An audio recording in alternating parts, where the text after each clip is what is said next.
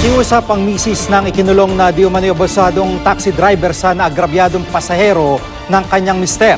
Patawarin na raw sana ng kanyang asawa alang-alang sa kanilang mga anak. Pero ayon sa LTFRB o Land Transportation Franchising and Regulatory Board, kahit pa umatras ang complainant, uusad pa rin daw ang kaso. Live mula sa Quezon City, may report si Sherry Antones. Yes, Jiggy, alas 8 kanina umaga nang dumating sa LTFRB office itong si Jane. Itinago niya yung kanyang muka. Kahilingan niya ito sa atin dahil hindi raw kilala ng kanyang mga kamag-anak itong si Roger bilang kanyang asawa. Nakikiusap siya ng todo na patawarin na ang kanyang asawa. Narito ang ating report. Dala ang isa sa dalawang anak, nagbakasakali si Jane na mailabas ng kulungan ng asawang taxi driver na si Roger Katipay. Nakakulong sa Camp Karingal si Katipay matapos si reklamo ng pasaherong si Joanna Garcia sa LTFRB at kasuhan ng ahensya. Nakiusap lang ako, makalabas lang siya. Walang mga gatas ng anak niya.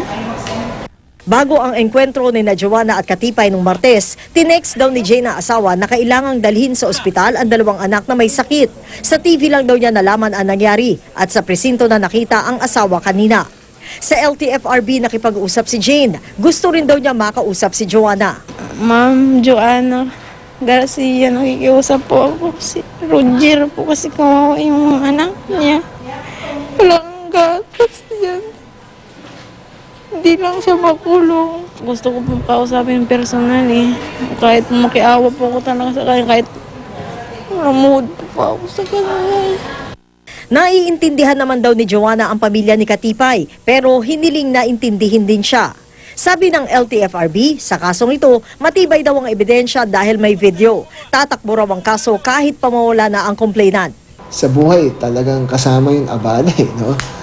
Konting abala, pero makakadisiplina naman tayo. Maayos natin yung mga complaints sa transport kung magtutulungan tayo. Kung kayo ay nabiktima na ng isang mapang-abusong driver, mapabus, AUV o kaya ay taxi, pwede naman kayo maghain na inyong reklamo sa LTFRB Hotline 1342. Magiging kasunod nito yung paghahain nyo ng hawak nyo mga ebidensya laban sa inirereklamong driver. Samantala, merong isang grupo naman na nagbibigay ng kanilang libreng tulong para matulungan kayo na maiusad ng mas mabilis ang inyong kaso. Sa taong 2015, 2,612 ang reklamong natanggap ng LTFRB mula sa complainant na handang humarap sa investigasyon. Pero ang mga nagrereklamong ayaw nang dumalo sa hearing, mas mataas, 6,268. Sabi ng National Center for Commuter Safety and Protection, tinututukan daw nila ang mga kasong naihahain laban sa mga abusadong PUV driver. Kami naman po ay direktang nakikipag-usap sa LTFRB at LTO. Nakikipagtulungan po sa amin na para iayos nga itong ating problema sa transport industry natin. Jiggy, sa ngayon daw inirekomenda na ng LTFRB and Bank doon mismo sa pinuno ng Land Transportation Office na kansilahin na itong driver's license nitong si Roger Katipay. Samantala, yun namang posible na maging sanction o punishment dito sa operator ng taxi unit na dinadrive nitong si Katipay, pwede daw magresulta sa kanselasyon ng kanyang prangkisa. Jiggy? At siya nakakaawa man yung may bahay nitong si Katipay. Pero sa isang banda, tama si Katipay sa kanyang pagrereklamo. Ibig sabihin, doon sa kanyang sagot, wala talaga siyang plano na iatras yung reklamong ito.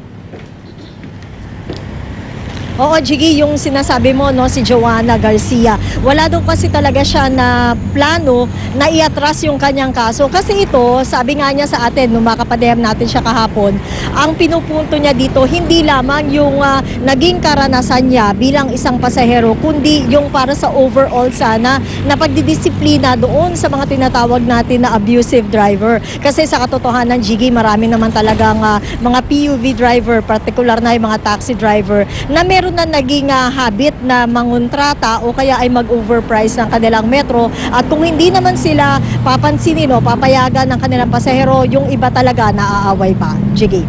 Maraming salamat, Sherry Antones.